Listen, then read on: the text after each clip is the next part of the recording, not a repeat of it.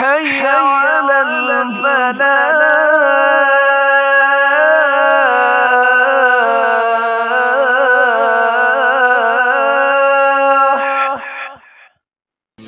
آج ہم اس ویڈیو میں سیدنا مسلم بن عقیل رضی اللہ تعالی عنہ کی شہادت کے بارے میں معلومات حاصل کریں گے۔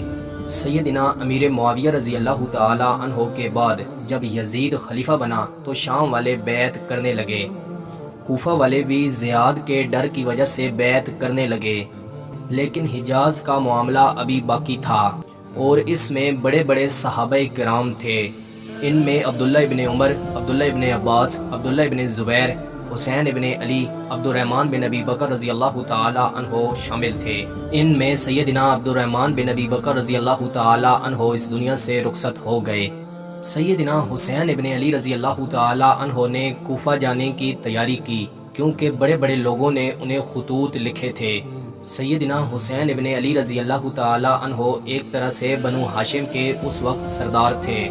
جب خطوط بہت زیادہ آنے لگے تو سیدنا حسین ابن علی رضی اللہ تعالی عنہ نے اپنے چچا زاد بھائی سیدنا مسلم بن عقیل رضی اللہ تعالی عنہ کو کوفہ کی طرف روانہ کیا کہ آپ وہاں جائیں اور حالات کا جائزہ لیں اور پھر ہمیں خط لکھیں، ہم اس حساب سے آئیں گے۔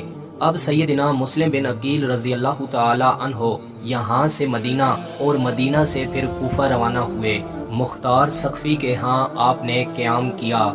کوفہ میں مسلم بن عقیل رضی اللہ تعالی عنہ کی بیعت 12,000 لوگوں نے کر لی۔ کوفہ کے گورنر اس وقت سیدنا نعمان بن بشیر رضی اللہ تعالی عنہ تھے۔ لوگوں نے سیدنا نعمان بن بشیر رضی اللہ تعالی عنہ سے کہا کہ آپ اس بات کا نوٹس لیں۔ سیدنا نعمان بن بشیر نے جواب دیا کہ ہم حد سے زیادہ نہیں لڑ سکتے، ہم ان کا احترام کریں گے۔ جب یہ خبر یزید تک پہنچی تو اس نے بصرہ کا گورنر عبید اللہ ابن زیاد کو بصرہ سے ہٹا کر کوفہ کا گورنر بنا دیا اور پھر عبید اللہ ابن زیاد کوفہ آیا۔ اتنے میں سیدنا مسلم بن عقیل نے حسین ابن علی رضی اللہ تعالی عنہ کو خط لکھ دیا کہ یہاں ماحول بہتر ہے، آپ یہاں آ جائیں، یہاں اتنے لوگ ہیں کہ ہم میدان میں آ سکتے ہیں۔ اب سارے کوفہ والے سیدنا حسین ابن علی رضی اللہ تعالی عنہ کا انتظار کرنے لگے۔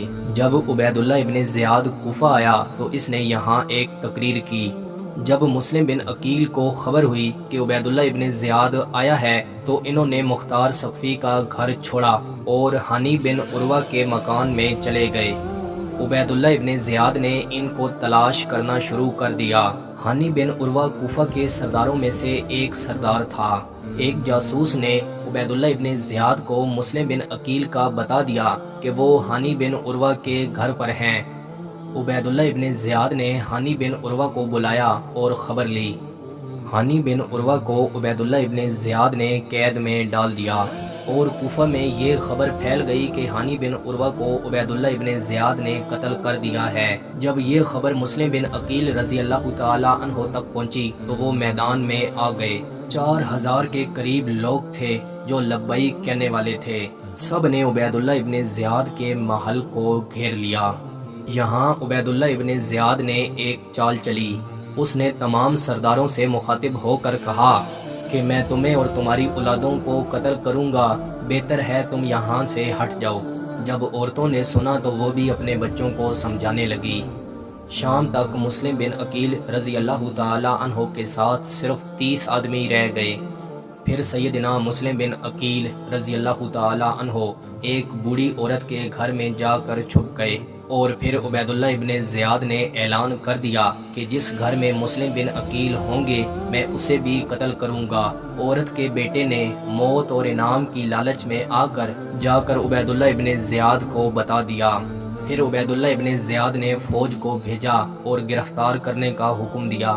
سیدنا مسلم بن عقیل رضی اللہ تعالی عنہ کو جب پکڑنے آئے تو مسلم بن عقیل رضی اللہ تعالی عنہ نے تلوار سے مقابلہ کیا اور فرمایا بہتر ہے لڑ کے شہید ہو جاؤں، مگر پھر بھی ان کو پکڑ کر عبید اللہ ابن زیاد کے سامنے لایا گیا اور عبید اللہ ابن زیاد نے ان کو شہید کر ڈالا اور ہانی بن عروہ کو بھی شہید کیا گیا۔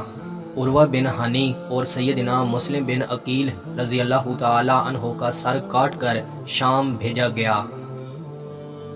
میں امید کرتا ہوں کہ آپ کو یہ ویڈیو پسند آئی ہوگی۔ مزید ایسی ویڈیو دیکھنے کے لیے ہمارے یوٹیوب چینل کا وزٹ کریں، دوستوں کے ساتھ شیئر کریں، کومنٹس میں اپنی رائے کا اظہار ضرور دیں۔